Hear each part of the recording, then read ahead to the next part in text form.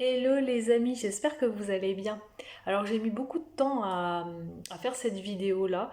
Comme je vous l'ai déjà dit, j'ai pas envie de faire des vidéos qui n'ont pas de sens ou quand je ne suis pas inspirée, donc je ne me force pas. Et donc là, le 12 juillet, ça a fait 2 ans que j'ai quitté mon poste, en fait mon dernier poste qui était un CDI à temps plein. Et je me suis dit que ça valait bien un petit bilan parce que j'avais déjà fait un bilan pour les 1 an, enfin pour l'année, les 12 mois on va dire. Et voilà, donc là ça fait 2 ans, ça passe tellement vite. Honnêtement, j'en parlais encore avec une de mes anciennes collègues hier, et j'en reviens pas que ça fasse déjà 2 ans. Malgré le fait que j'ai beaucoup baissé mon rythme de travail, j'ai l'impression qu'il s'est passé franchement 10 ans quoi. Parce qu'effectivement, quand on est salarié à temps plein, on est très stimulé, hein, autant par le travail en lui-même que par toutes les sollicitations avec les collègues, etc. Et voilà, donc ce n'est plus ce que je vis depuis 2 ans et peut-être que je suis un peu hors du temps finalement, je ne sais pas. Mais voilà, alors j'ai intitulé cette vidéo 2 ans, enfin le bilan 2 ans sans salariat. C'est pas exactement vrai puisque, alors, donc moi je suis éducatrice spécialisée indépendante. Depuis 2 ans, je fais uniquement ça. Je travaille à domicile auprès de personnes qui ont des besoins spécifiques, qu'il s'agisse d'enfants qui ont des handicaps ou bien de personnes âgées, mais ça peut aussi être des adultes. Et j'ai une activité d'accompagnement aux écrits, donc type mémoire et VAE du travail social, donc éducateur spécialisé, EJE, ME, etc. Donc en fait, quand je dis sans salariat, c'est pas exactement vrai, puisqu'il y a certaines familles avec lesquelles je travaille en CESU, donc en chèque emploi service universel, et du coup, c'est quand même considéré comme une relation employeur-employé. Donc moi, je suis l'employé. Donc quand je dis sans salariat, c'est vraiment sans dépendre, on va dire, d'une structure, d'une association, d'un établissement, etc. Parce que je ne travaille pas avec des établissements, alors que d'autres collègues le font, et je comprends et je respecte tout à fait leur choix, mais c'est pas mon cas. En tout cas, pour l'instant, ça ne s'est pas produit encore. Donc voilà, mon bilan au bout de 2 ans, il est, alors il est mitigé. Non pas que je regrette d'avoir fait ce choix, il est mitigé parce que j'ai gagné, je le dis souvent, mais je tiens à le redire parce que je pense que c'est le plus important, surtout à l'heure actuelle. J'ai beaucoup gagné en qualité de vie, on va dire spirituelle et émotionnelle, parce que le fait de plus travailler à temps plein, je me suis vraiment posée en fait et j'ai pu vraiment beaucoup travailler sur moi. Je partais et je pars, je pense, d'assez loin en fait dans ce domaine-là. Et donc je me suis beaucoup apaisée et ça c'est notamment grâce au fait que j'ai vraiment réduit le rythme. Après on peut le faire, il y a des personnes qui arrivent à le faire en étant salarié à temps plein, avec une famille, tout ça, tout ça. Moi ça n'a pas été mon cas, je suis quelqu'un qui a besoin de beaucoup d'espace, de silence, de calme pour pouvoir en fait avancer. Et ça je l'ai compris, donc c'est aussi pour ça que j'avais pris cette décision-là. Donc j'ai beaucoup gagné, je pense, en humanité, on va dire. J'ai beaucoup gagné. Après, c'est vrai que le gros point d'amélioration, c'est clairement le financier, parce que j'ai fait ce choix-là de ne travailler que 15 à 20 heures par semaine. Effectivement, si je travaillais 35 heures semaine en étant indépendante, je gagnerais plus d'argent et le problème financier ne se poserait pas. Sauf que je me suis rendu compte que le plus important pour moi, c'était pas forcément de gagner plein d'argent, c'était vraiment d'avoir du temps. Alors pas forcément que pour moi, parce que du coup j'ai le temps de m'intéresser aux autres et de prendre le temps pour les autres, et c'est ce que je voulais, en fait c'est ce que je veux. Donc, euh, donc voilà, en fait, moi je pense qu'il ne faut pas uniquement associer le travail à l'aspect financier, qui est certes indispensable, surtout au vu de l'actualité, hein, il y a tout qui augmente, etc. Donc c'est sûr que c'est très très important, mais pour moi l'essentiel n'est pas forcément là, n'est plus forcément là, hein, puisque j'ai travaillé 7 ans à temps plein. Donc c'est pas beaucoup, 7 ans, mine de rien, c'est pas beaucoup. Bon, au niveau de mon âge, c'est pas beaucoup non plus. Puisque je suis beaucoup plus vieille, hein, que ce que je parais, donc je vais avoir 38 ans au mois de septembre. Mais voilà, après, je regrette absolument pas ce choix qui m'a permis en fait de concrétiser d'autres projets qui sont davantage personnels en fait et qui se poursuivent d'ailleurs. Donc voilà, c'est un choix que j'ai fait en toute conscience et que je ne regrette pas. Après, c'est vrai que je me questionne pour travailler un peu plus, hein, pour avoir un peu plus niveau financier. C'est une chose à laquelle je pense depuis quelques mois et que je suis en train de mettre en place en fait. Voilà. Parce que j'estime qu'au bout de 2 ans, euh, mon évolution spirituelle et émotionnelle a atteint un niveau qui me satisfait. On va dire, je ne suis pas encore arrivée là où je souhaite aller, mais on va dire que je peux me permettre 2 ans après de me dire, ok, là j'ai bossé pendant 2 ans sur moi. Maintenant, il faut peut-être que je repasse un peu sur l'aspect financier pour un peu renflouer les caisses et peut-être après rediminuer pour me reposer pleinement, pour poursuivre davantage mon évolution spirituelle et émotionnelle. Enfin, bon voilà, vous l'aurez compris, moi mon itinéraire de vie, il n'est pas du tout linéaire, il n'est pas du tout fluide. Je suis quelqu'un qui a fait plein de choses et qui continuera, j'espère, de faire plein de choses, qui s'arrête, qui reprend. Donc ça peut paraître très désorganisé, très psychotique, tout ça. Mais ça n'est pas le cas. On va dire que c'est mon rythme et qui me convient. Et j'aime bien me dire que j'avance, je me pose, je recule, je repars, je réajuste, etc. Plutôt que d'avoir un truc linéaire. En fait, ça me correspond pas, ça correspond pas à ma personnalité, le linéaire.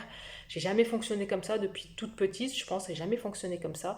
Moi, voilà, j'ai fait de la psycho, j'ai fait de la criminologie, je suis EduxP, j'ai envie de faire plein de trucs encore. J'ai envie d'apprendre, voilà. Donc maintenant, je suis beaucoup plus ancrée dans la spiritualité, donc je m'intéresse aussi beaucoup plus à tout ce qui est médecine alternative, tout ça, tout ça. Donc il n'est pas exclu que je me réoriente encore, etc. Vers d'autres horizons, tout ça. Voilà, donc c'est pour vous dire que ces 2 ans-là, même si je pense que j'aurais gagné beaucoup plus d'argent, enfin je sais même pas, je pense, c'est une évidence, j'aurais gagné beaucoup plus d'argent en restant salarié à temps plein, ça c'est une évidence.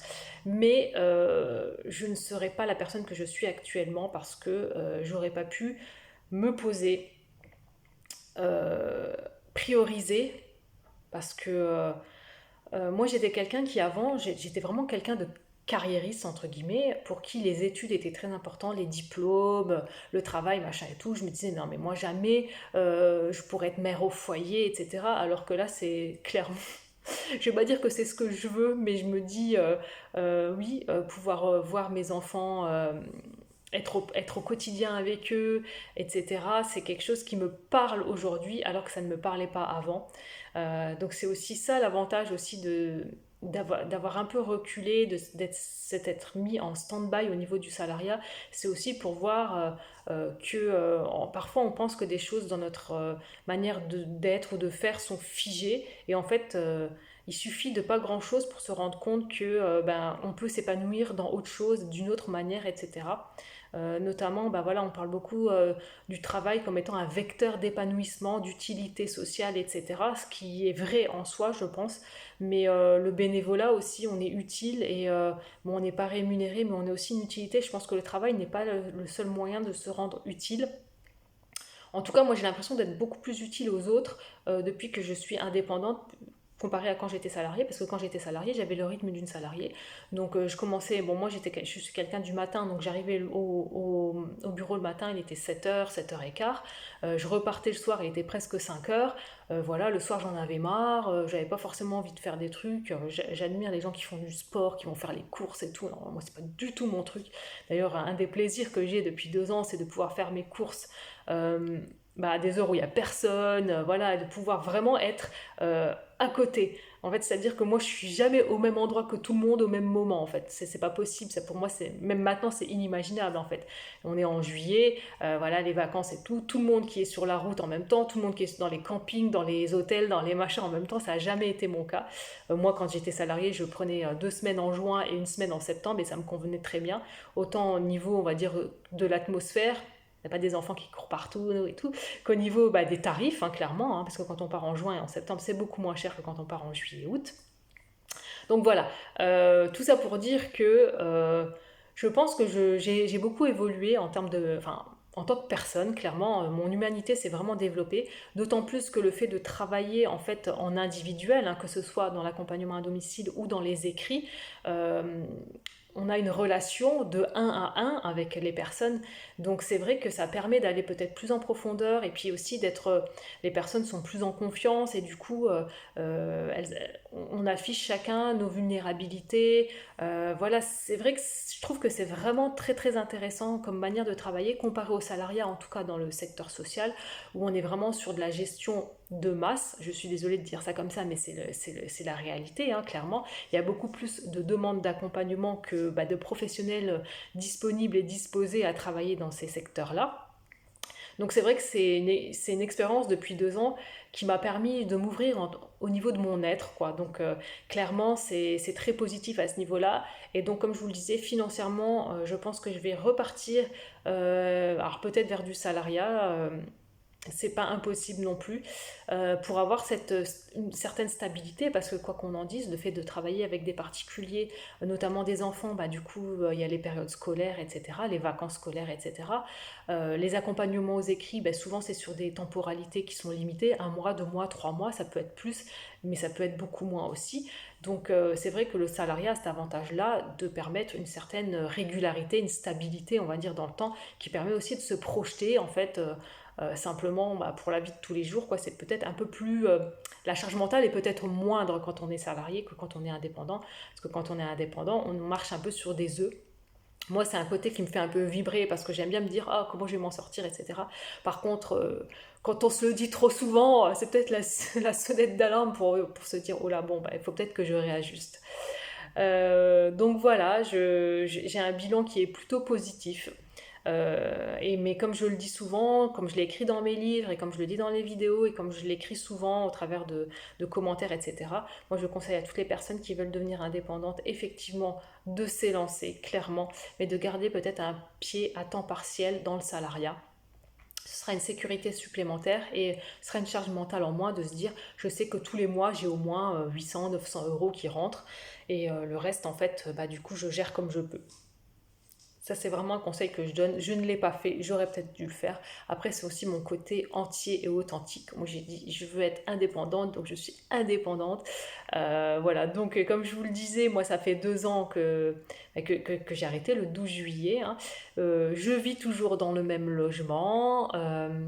Mon train de vie, il a clairement alors, diminué, mais c'est pas que dû à mon choix professionnel, c'est aussi dû à mon choix personnel par rapport à la crise du Covid, tout ça, de ne pas m'être fait vacciner, donc de m'être fait un peu... du coup, je n'ai plus voyagé comme avant et tout.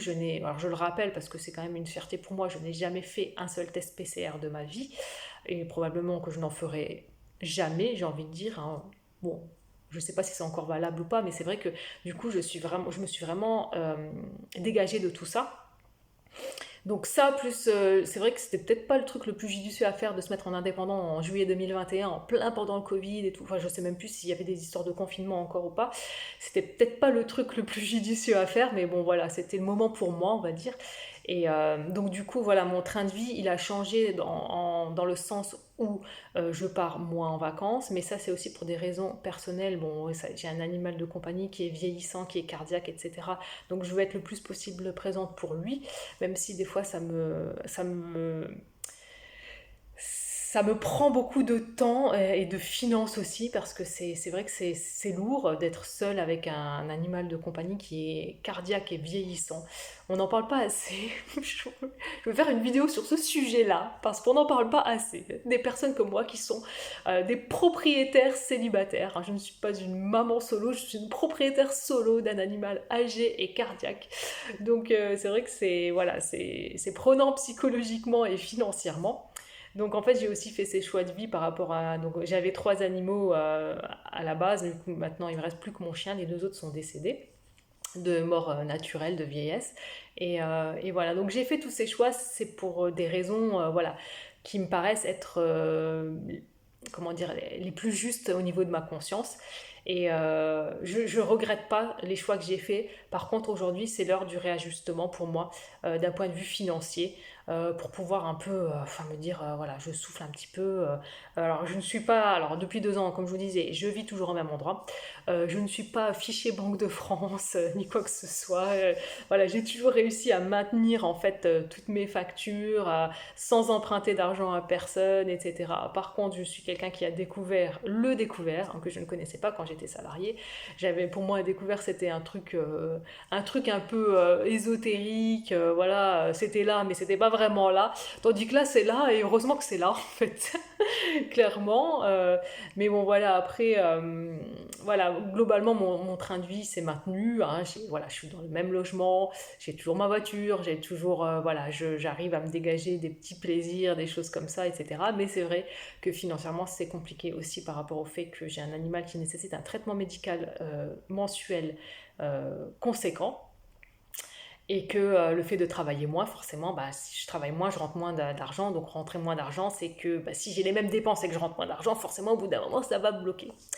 Donc voilà, bon écoutez, j'espère que ce petit bilan, bah, que vous le comprenez d'ailleurs, parce que c'est pas forcément évident, il est positif, ce bilan est positif, mais c'est aussi peut-être au bout de 2 ans le moment de réajuster, voilà, pour peut-être repartir un peu sur un emploi salarié à temps partiel, peut-être à temps plein sur une période réduite, je ne sais pas, pour pouvoir un peu renflouer les caisses, et puis après peut-être m'arrêter à nouveau comme je vous l'ai dit. Donc voilà, je suis dans ce truc-là, je ne suis pas figée, mais voilà, tout est évolutif, tout est possible, et puis advienne que pourra. Jusqu'à présent, tout se passe relativement bien, voilà, donc voilà. Bon, bah écoutez, je reste disponible si vous avez des questions, des commentaires, n'hésitez surtout pas. N'hésitez surtout pas à consulter mes 2 ouvrages, hein, qui sont rédigés, enfin que j'ai rédigés justement pour toutes les personnes qui souhaitaient s'élancer dans le travail social et qui souhaitaient un peu plus de renseignements sur les accompagnements au quotidien. Donc je vais vous mettre les liens en fait de ces 2 livres en premier commentaire de cette vidéo. Et bah écoutez, je vous souhaite une très belle journée et je vous dis à très bientôt. Bye bye!